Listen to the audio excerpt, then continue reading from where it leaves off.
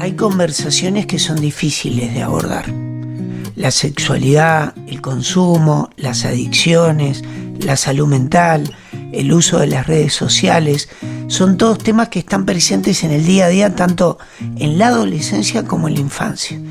El gran tema es de dónde salen las respuestas a las interrogantes de nuestros hijos. ¿Quiénes además se las brindan? ¿Cómo podemos hacer para acercarnos más a ellos y hablar? Soy Gustavo Rey y los invito a escuchar esta conversación con profesionales destacados de distintas áreas que nos van a brindar herramientas para dar ese primer paso.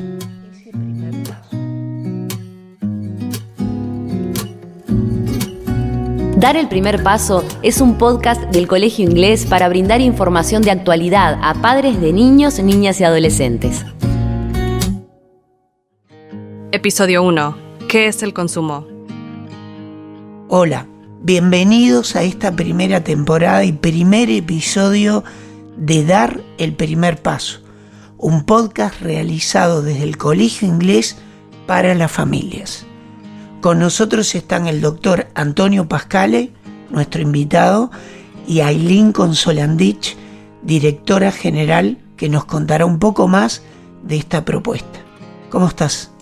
Hola Gustavo, hola Antonio, muchas gracias por acompañarnos a realizar este proyecto tan querido. Y Ailín, ¿cómo empezó esta iniciativa? ¿Cómo surge?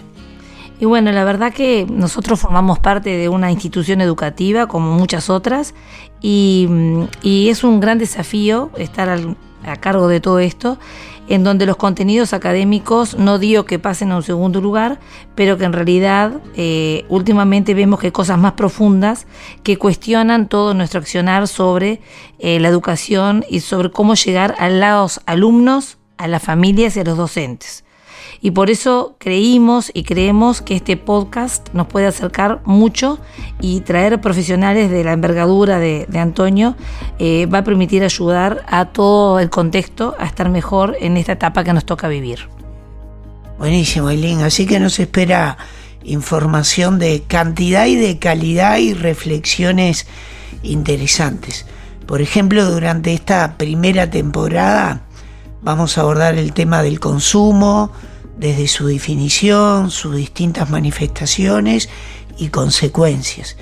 Para eso, como les contábamos, invitamos al doctor Antonio Pascale, es un destacado médico especialista en toxicología, que nos va a guiar en estos primeros 5 episodios. Bienvenido, Antonio. Muchas gracias, Gustavo. Muchas gracias, Ailín, por la invitación.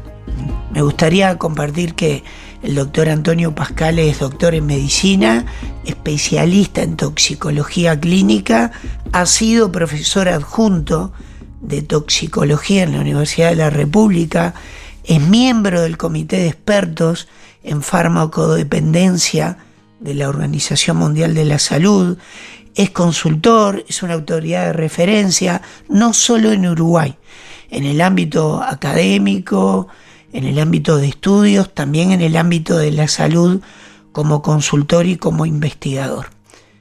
Antonio, cuando hablamos de consumo, un poco ya sabemos a qué nos referimos, ¿no?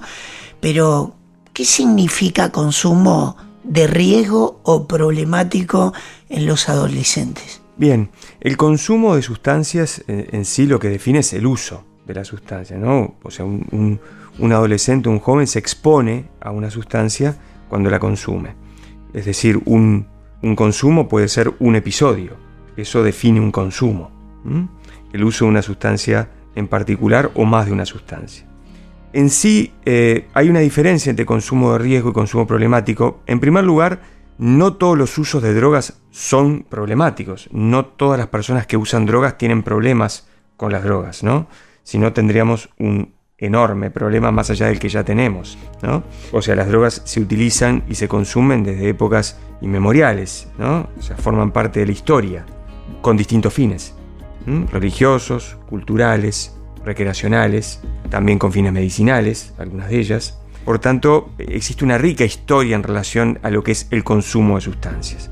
En el caso de el consumo problemático de sustancias o el trastorno por consumo de sustancias, que lo definimos de la misma forma, se define como aquel patrón de consumo, modalidad de consumo en la cual, ya sea por la dosis, por la frecuencia de esa sustancia consumida y por las consecuencias que genera en su entorno, porque ya introducimos algo que es muy importante, que tiene que ver con que los efectos y las consecuencias del consumo van a depender de la droga o drogas consumidas, de la persona y del contexto y del entorno.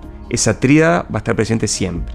Entonces, esa persona que tiene ese patrón de consumo en la cual existe, por esa droga consumida, su frecuencia y su dosis y las consecuencias en su contexto social, tiene un impacto negativo en una más de las siguientes áreas: la biológica, mi salud mental, física; la académico-laboral, en el caso de los adolescentes y jóvenes, obviamente la repercusión académica, no puede ser obviamente laboral también; la repercusión sociofamiliar y la repercusión legal.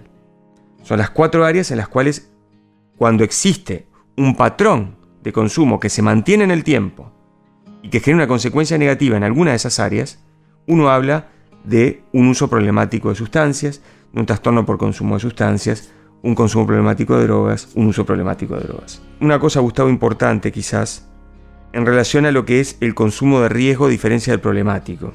Ahora, cuando hagamos alguna referencia al neurodesarrollo, porque en la adolescencia se impone poder hablar de eso. Y cuando uno habla de consumo de riesgo, está hablando de un patrón de consumo en el cual existe, por ese patrón de consumo, un riesgo de un futuro daño. O sea, todavía no está instalada esa repercusión, ese impacto que yo mencioné antes. O sea, todavía no está el problema instalado. En sentido estricto, un consumo en la adolescencia, por definición, debería ser problemático en relación a el impacto o el posible impacto sobre el neurodesarrollo que puede tener, por ejemplo. En la práctica clínica nosotros no hablamos de todos consumos problemáticos en los adolescentes, pero en un sentido estricto, la repercusión que puede tener no puede ser medida. Siempre el consumo es de riesgo. Todo consumo de drogas tiene riesgos. Ahora, de ahí a un problema es otro escalón. Lo que quiero decir es que en la adolescencia, como en algunas otras circunstancias, hay algunas cosas que yo no puedo medir.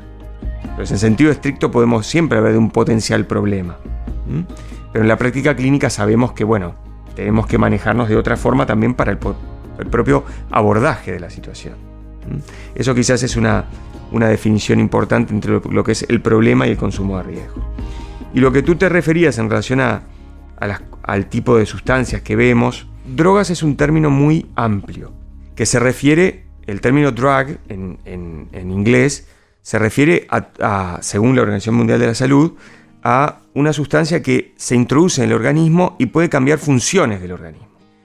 A excepción de los nutrientes, todo potencialmente puede ser una droga.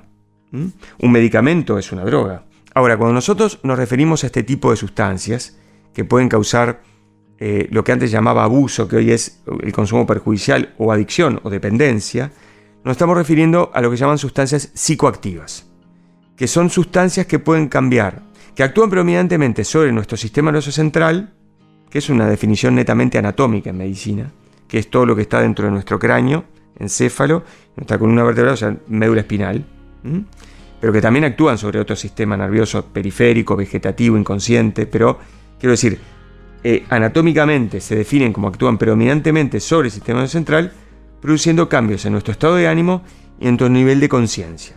El nivel de conciencia en medicina se define por la vigilia, la capacidad de estar despierto o no, y nuestra orientación temporoespacial. Entonces, lo que hacen estas sustancias es cambiar nuestro estado de ánimo, nuestro comportamiento, exacerbando algunas cosas que ya tenemos, y por otra parte afectando nuestro nivel de conciencia. Y por eso se define en drogas predominantemente depresoras, estimulantes y perturbadoras. Cuando uno habla de depresoras no habla de depresión como estado de ánimo, habla de depresión en un concepto de tender a dormirnos. En sí, la clasificación de las sustancias. Y dentro de las sustancias predominantemente depresoras tenemos al alcohol, tenemos a los sedantes, ansiolíticos, psicofármacos, tenemos a los solventes, tenemos a medicamentos de tipo opioides, opiáceos. Obviamente que en los adolescentes hoy predomina el consumo de alcohol, y tenemos alguna experiencia desde el punto de vista epidemiológico en relación a la automedicación con sedantes, que es preocupante. Dentro de las drogas estimulantes, la nicotina del tabaco, la cafeína, hoy, por ejemplo, en el patrón de consumo de las bebidas energizantes, que después abordaremos, y la cocaína, por supuesto, y los estimulantes de tipo anfetamínicos, hoy drogas sintéticas. Cuando hablo de cocaína me refiero a derivado de la hoja de coca, es decir, ya sea pasta base de cocaína crack, que son cocaínas fumables, o el cloreto de cocaína, que es el polvo blanco. Y dentro de las drogas perturbadoras predomina obviamente el cannabis, todo lo que deriva del cannabis, la marihuana, el hachís, y hoy quizás cannabis es un concepto general, y luego por supuesto drogas alucinógenas o ilusógenas como hongos, algunas plantas, el LSD y otras drogas perturbadoras sintéticas, por ejemplo. ¿Y cuáles son las más frecuentes? Quizás hoy la mayor prevalencia, y luego lo abordaremos, pero la mayor prevalencia está dada obviamente en los adolescentes en el consumo de alcohol, de bebidas energizantes, asociados muchas veces, de cannabis, y ya que ha incluso hasta sobrepasado en algunas circunstancias al tabaco, ¿no? Luego las otras sustancias en su prevalencia de consumo tienen una prevalencia de consumo menor, lo que no quiere decir que no esté exento de riesgo en un episodio de consumo y no deba conocerse sus riesgos. ¿Qué consecuencias ves tú más que nada o se ve usualmente en el consumo de sustancias para el adolescente? En el aprendizaje, ¿existe alguna consecuencia puntualmente en la memoria, en la atención, en el desarrollo? Y todo esto de que planteaste de que es difícil en un adolescente prever si realmente va a haber un consumo de riesgo por la edad. ¿Cómo puedes pensar todo esto en una postura de una mente que está en formación? A ver, conceptualmente en toxicología clínica siempre nosotros decimos que un órgano o sistema que está en desarrollo es mucho más vulnerable cuando se expone a una noxa, ¿no? A algo que le genera un potencial daño. Eso ocurre con cualquier sustancia química. En este caso estamos hablando de sustancias químicas que pueden ser de origen natural, semisintéticos, sintéticos, pero son sustancias químicas en sí mismo. Entonces es un concepto muy general, pero por supuesto que uno no puede medir o prever el daño. Existen, por supuesto, algunas variables importantes. El neurodesarrollo comienza en la concepción, desde el periodo prenatal, y se extiende hasta los 21 o 22 años.